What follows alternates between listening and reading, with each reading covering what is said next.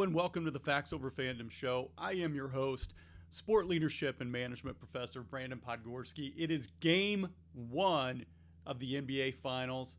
And yeah, I'm decked out in my Pacers gear. I live here in Indianapolis, for the most part born and raised here in this great city, and got in line for about an hour and a half yesterday to get my t-shirt and my sunglasses for the Pacers, so certainly fired up for the finals. You know, I'm not going to wear these for the whole show, but I'm fired up for the finals. I think it's going to be a great NBA Finals. No matter what the media is saying or anybody else is saying about lack of superstars or lack of a big market team, I think you got good two teams who play really interesting, high-tempo, fun styles of basketball. I mean, you've got the NBA MVP in these finals, and then you look at the Pacers, just a real good collection of players who play their role well. You got some all-stars on that side as well. So I think we're going to have a really good NBA Finals. If you're a fan of basketball, this is going to be a fantastic NBA Finals. Now, if you're a fan of just superstar athletes or superstars, you know, guys like LeBron and Curry and Joker and all those guys, yeah, you might be missing out a little bit. But I would encourage you to watch these finals, because the brand of basketball that both these teams play is a lot of fun. So I think we're in for a heck of a series, and I hope the Pacers win. And if so, that's great. If not, you know, I'll wait another 25 years, I guess, for them to get into the finals. But hey, this is the Facts Over Fandom show. What we don't want to do, or what I want to try to limit myself to being, is a homer. I don't want to talk about games as far as like in-depth analysis or supporting one team or another, even though I am wearing my Pacers shirt today. But that's just for fun. What this show is about is sport leadership in 10 minutes or less. So with the NBA Finals tipping off tonight, what I wanted to think about this morning as I was putting together the show, what are commonalities that we see in championship teams? Because again, that's something that I'm seeing in the media, is that lack of superstars. Well, that doesn't make any sense to me in this series, because you've got the MVP, you got SGA in this series. It doesn't get much more superstar than that. But if you're talking about players who've been hyped up by the media and who've had success over time, sure, but what is it that we see in championship teams? You know, what does a championship team need athletically? What do they need physically? Or mentally? What do they need as far as leadership goes? And then, you know, as I start digging into that, you know, what are some patterns that we see developing in championship teams at the highest level, at the professional level? So 8 things that I wanted to go through today as we get ready for the NBA Finals. And one, what we see as far as patterns in championship teams is that stability breeds success. So championship teams, often they maintain organizational continuity in the front office, the coaching staff, the core player personnel. Obviously, the Spurs did that with the Popovich-Duncan area. The Patriots, you think, with Brady and Belichick. And so coaches are able to get in there, get their culture, get their system in, and then have some success, and then success breeds success over time. Now, the hard thing is waiting for that. You know, you think about Tom Thibodeau was just fired after the Knicks finally started to get some traction and have some success in the regular season, in the playoffs. Couldn't get them to the finals, got eliminated 2 years in a row by the Pacers, made it to the Eastern Conference Finals this year, and he got fired. You know, last year, Eastern Conference semifinals. This year, Eastern Conference finals, get fired. You know, now we'll never know, had they stuck with him, would they have taken the next leap to the finals next year? But he did see some success, and stability tends to breed success.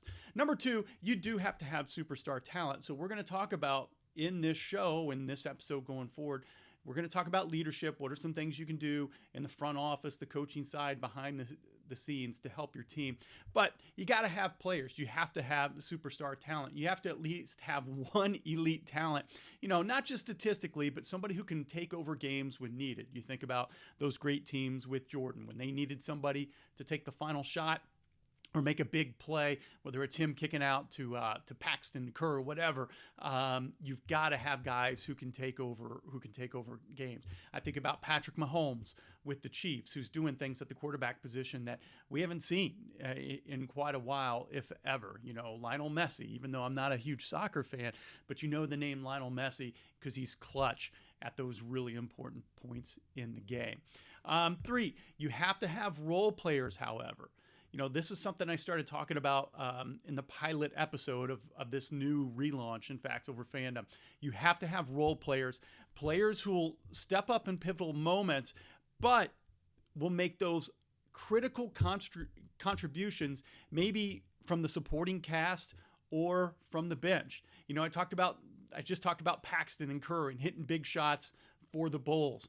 I remember Big Shot Bob, Robert Horry with the Lakers in the early 2000s doing the same thing.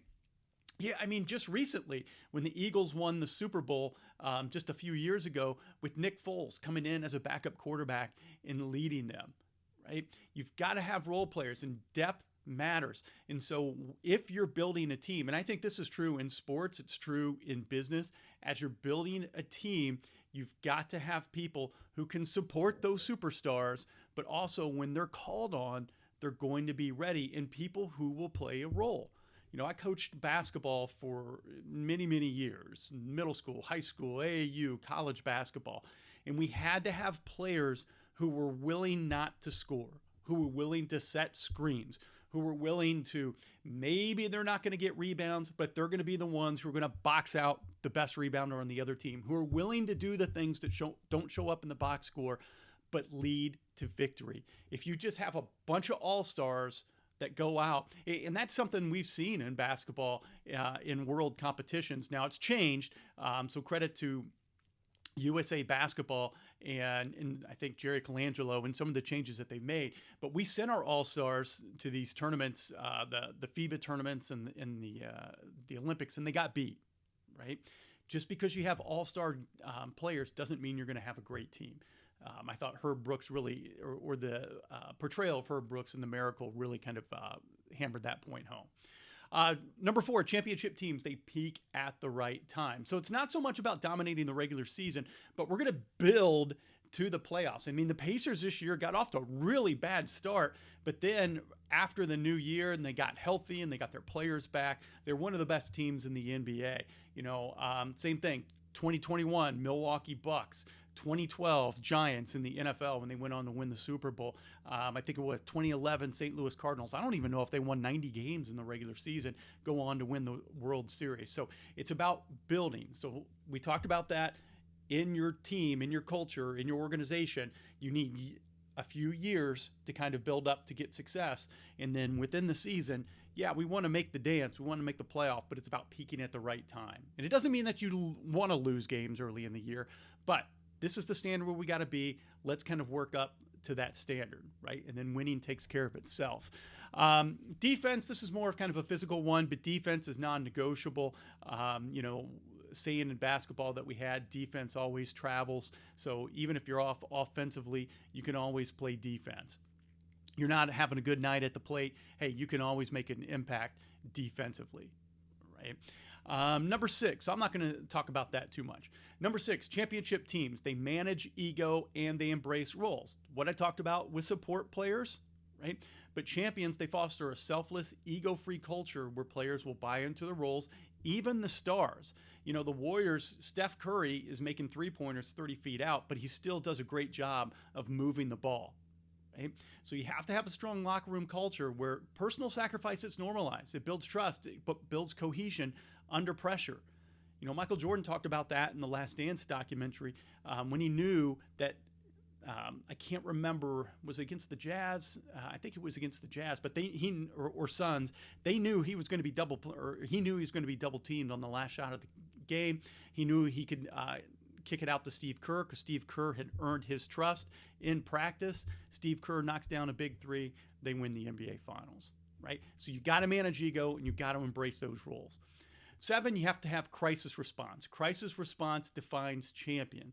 Adversity strengthens championship teams. Adversity is not a bad thing. It's a good thing. I think about that with kids all the time, and with my kid who's getting involved in sports, right?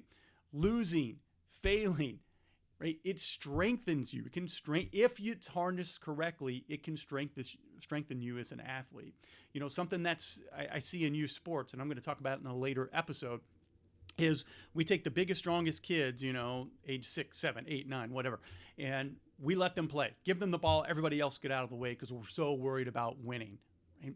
And then they don't develop skills. And then when everybody finally catches up physically and everybody else goes through puberty, now all of a sudden that kid is on the same playing level as everybody else, but he hasn't developed the skills just like everybody else has. Right? And now all of a sudden, now that kid's behind, right? So some adversity is good for teams, you know, if you can get them to respond with focus and unity, right? 2016 Cavs overcoming a 3-1 finals deficit, right? How about my Cubs? So not only am I a Pacer fan, but I'm a gigantic Chicago Cubs fan. Down 3-1 in the World Series, come back to win, right? If you use it correctly and you can sell it correctly as a coach, as a leader, as a manager, right? That crisis, that adversity can strengthen teams, right? Because we got to stick together and we got to get through this, and it's one game at a time. And then finally, strategic adaptability. The best teams, they adjust in real time between games, between series, mid-season, whatever it would be, right? Phil Jackson was famous for kind of making tweaks in the triangle. Okay, you're going to take away what we want to do on the right side, getting the ball in the high post or getting the ball in the low post. All right, fine. Well, we'll throw it over here onto the other side of the court, and we'll run a 2-man game, and we'll run some screens, some pick and rolls, whatever it would be, right? So you can see that with championship teams. They're rarely static. They got to evolve. They adapt. They respond rather than stick rigidly to a system. I think the worst thing, the thing that drives me nuts in life, is to hear people say, well, we've always done it this way, right? That's a recipe for failure, right? You've got to be able to adjust to the situation. So there it is. Sport leadership in 10 minutes or less. Right? We're talking about championship teams. What are the patterns in championship teams? I hope you enjoy this week's NBA Finals. I'll be back next week with a new episode. Until then, love God, love each other, be good sports. We'll see you next time.